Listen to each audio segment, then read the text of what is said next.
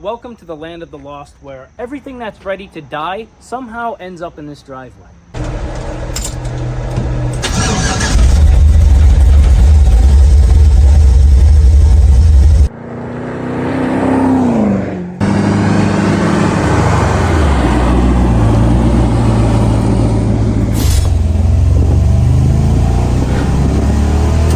We're not going to waste any time. We're going to jump right into it. We're going to see if we can get some of these patch panels done. All right, let's cut up a fox body.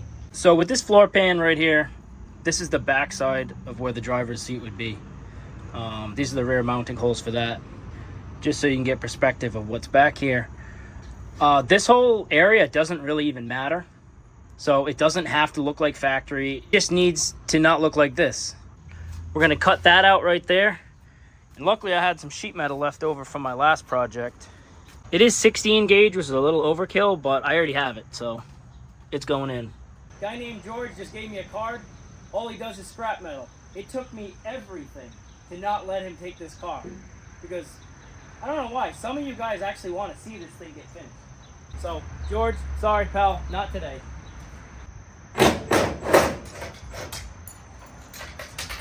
Oops. At least it all hit the ground. There's one fender.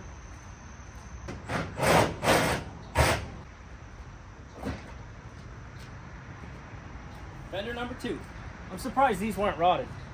So if I section all this, just take it all out. That way I can rebuild this from the inside out. I said to myself, I'm on easy street. All the rust on my vehicles is fixed. Everything's clean. And then this thing shows up. And I'm obviously not mad about it, because I saw potential.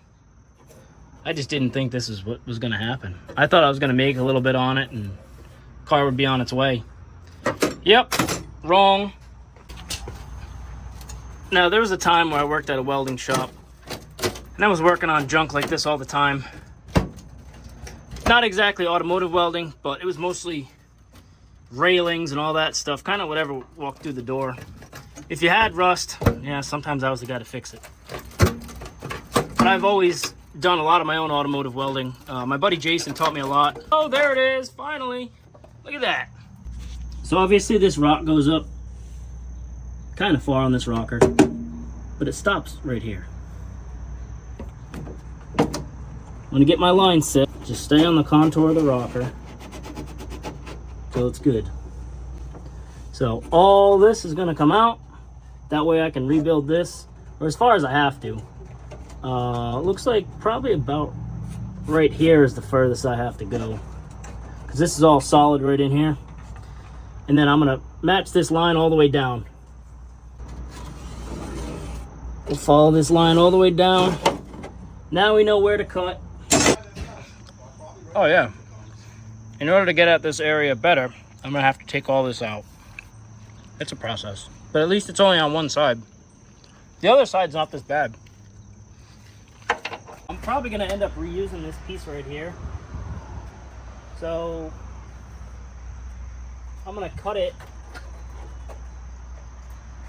at a spot that's probably gonna be easy to put it back together. So I don't wanna be on this little radius. I'll cut it right here.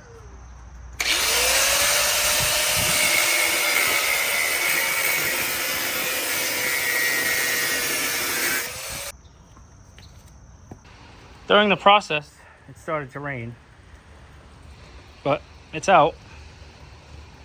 Rain's probably not going to stop.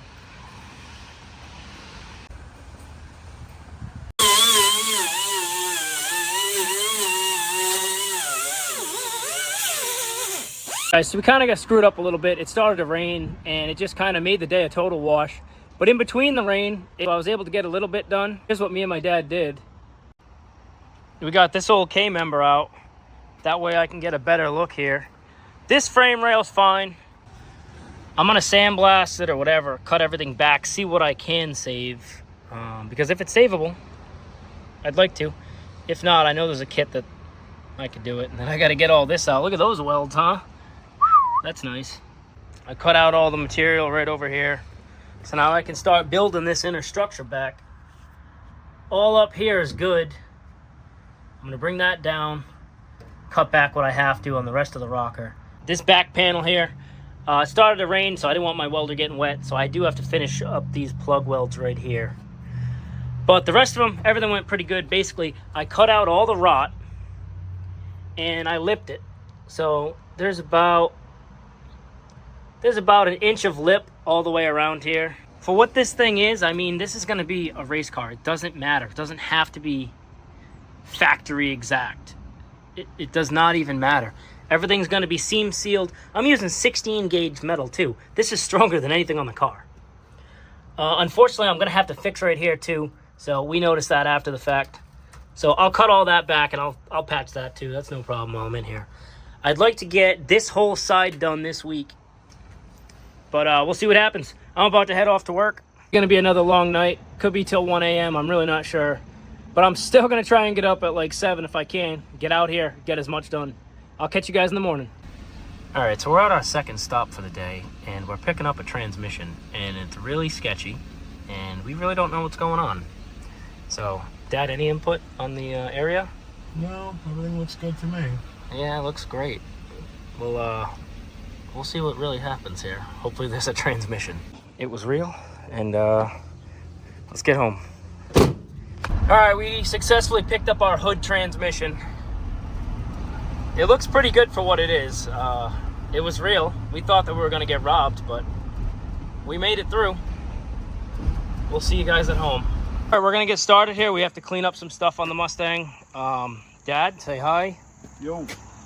Basically, we have to fix this whole area right here. It seems like it's repairable, but we're gonna sandblast everything and just see what's left. This is a tool that most people don't have. I got this thing for pretty much nothing. It's called a blast vac. So it sandblasts and it vacuums at the same time. So everything kind of stays within itself. It's a pretty cool setup. So we're gonna try it out today. This is the first thing I've ever used it on, other than just trying it out.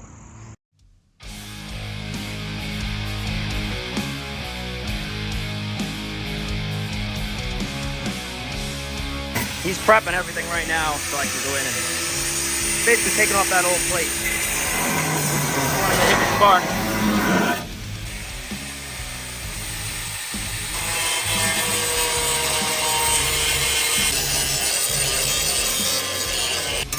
That's our piece.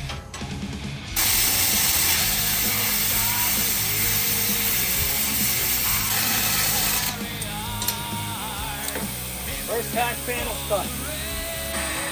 So as I was cutting all that out, he's been sandblasting everything, because we have to see if there's any good material left for me to weld to. The sandblaster did pretty well and I'm pretty impressed with it, and I wasn't left with a lot of metal. But it should be enough for me to get this job done. I mean, if you're not going directly on a panel, you get some overspray like that, with sand going everywhere, but majority of the time, if you got that flat, it sucks everything up.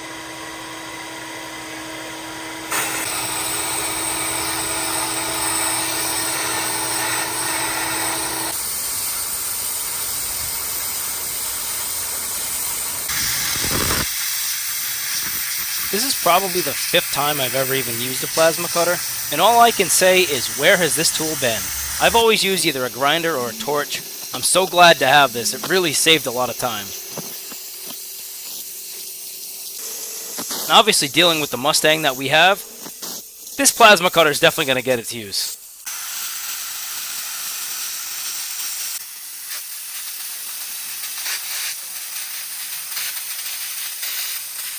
Obviously with this whole thing, it's a budget build. The repair panels, we wouldn't have had them in time anyways for what we wanted to do. My dad only has a certain amount of time, and so do I. So we just built our own repair panels. Here's what we have. I plasma cut everything. I'm gonna cut the edges and stuff like that, but right now that doesn't even matter. Everything's lined up in place where it should be. It's kind of like what they did in the first place, but that panel was very ghetto and it was 1/4 inch thick. It was just horrible. So everything that rot-wise we cut out of this, I used, I don't know, it's around here somewhere, Eastwood rust neutralizer. So there was a little bit of scale. We sandblasted out what we could. Whatever was left, I just put that neutralizer on it, so that's fine. basically, I'm just getting everything kind of set up now. This is what we're working with. This is going to be cut back a little bit more. I got to get that out of here. I'm going to end up lapping something right over this because this is all nice. This is the piece I made for right here. And basically, there's a spacer, which I have right there. That goes in here, and that sets, you know, how high this has to go. We already had that in there. We matched up the panel. I'm going to weld everything on the inside, and then we're going to take everything off, and we're going to drill our holes. That way, everything's set up where it needs to be.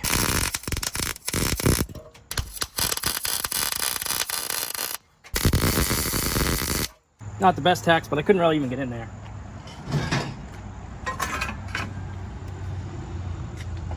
The only thing that matters with this is that it's at a perfect 90.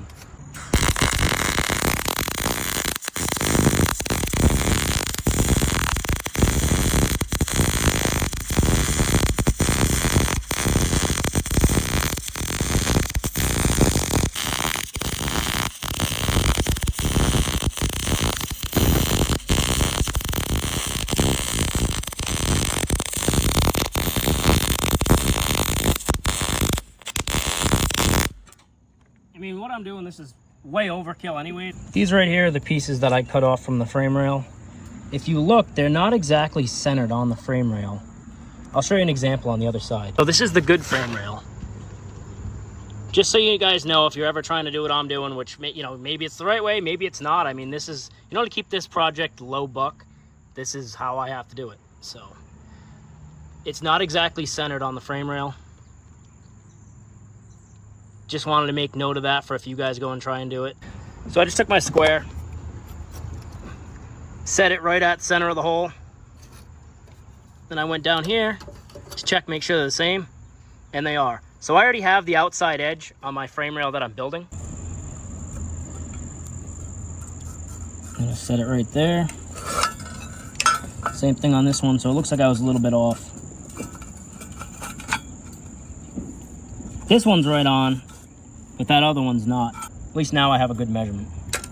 We got our holes mapped out. It's kind of tough to see this one, but drill some holes, and then we can finally put this piece back in. This is what we have all set up here. Everything's set up where it should be. Everything's nice and square. This is gonna have to get cut off because we're gonna plate this in here. But everything's set where it should be. That is exactly it. This is perfect. It matches this one right over here. We're gonna plate in here, and then also we're gonna cut off our edges and stuff like that. But once it's in, we'll be good. Is it factory? No, but I mean, it's really the same thing. It's more of cosmetics anyways.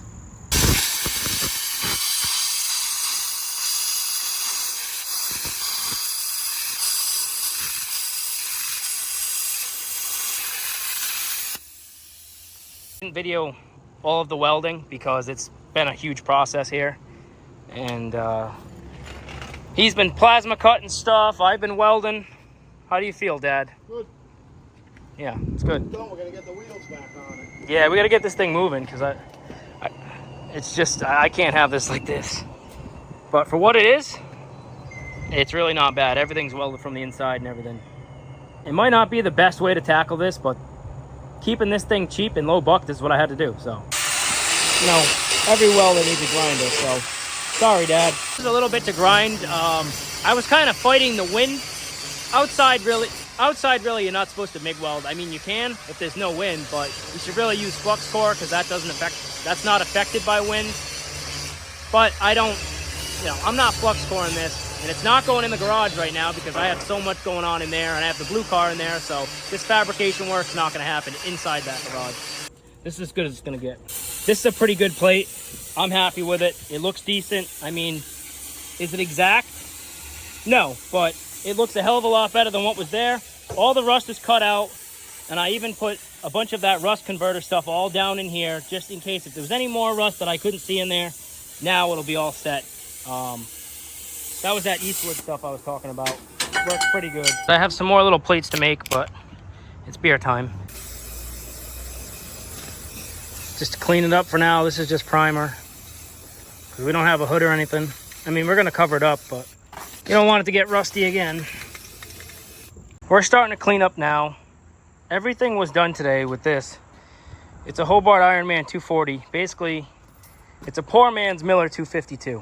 All the parts are basically the same, except this doesn't have the auto set feature, doesn't have the digital display, but it goes up to 280 amps. So we went from this to this. Is it the best repair out there? No, but it's as good as it's gonna get for this car. That's it. That's the repair. And we're gonna go ahead and get the front end on now. So it's the next morning. We ended up ending everything pretty abruptly. We got the suspension back under the car. That was a process. It took about 3 of us to do it. And then after that, we all decided we needed a beer. So we hung out, cooked some hamburgers, some hot dogs, and we just ended the night off like that. We got done what we wanted to do. We didn't really think it was even going to be possible to get all that done, but we made it. So we set a goal and we just made it happen. I'll show you guys the final product of what we did. Some people are going to say, hey, you know what? I would have done it this way. I would have done it that way. You should have did this. Well, you know what? This is how we did it. I had all of the metal. So we made every single panel to fit this. We made everything work. It was all made basically on the back of this square body with my plasma cutter, because inside the shop, I have the S10, the Camaro. It just was not feasible to do this inside. So this is truly a driveway repair. Let's take a look at the repair we made on the cheapest Fox body race car on YouTube. This is what we ended up with. We made this whole panel separately. I sectioned it in down below here, and then I also did the outside as well.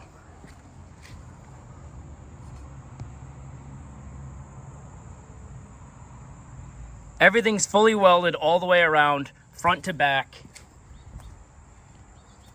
I think the panel came out pretty good. The way they originally had it was pretty ghetto. They actually had it welded to the K-member. But we cut all the rod out, sandblasted everything. I put an Eastwood rust neutralizer on everything inside, even the bare metal on the inside. I basically poured it down the frame rail too. So that's the repair, guys. That's what we have for this side. There's no reason why we're gonna have any issues with that. It's done up to the factory dimensions. It might not look like factory, but for what we're working with, handmade panels, this is the best that it can get for the tools that we have and the time that we had. This took us quite a bit. By the time we cleaned everything up, we had some time invested in this, and I think it's a pretty good patch. You guys can let me know, maybe you would have did it different. This is just how we decided to do it. So there you guys have it. The cheapest Fox body race car on YouTube gets its first patch. It's one step closer to being rust-free. And unfortunately, guys, that's about all the time that I'm putting in this weekend. I finally just got my bike fixed behind me. It needed a voltage regulator, and she's back running better than ever. So I want to put some time on the bike, and I'll catch you guys on the next one.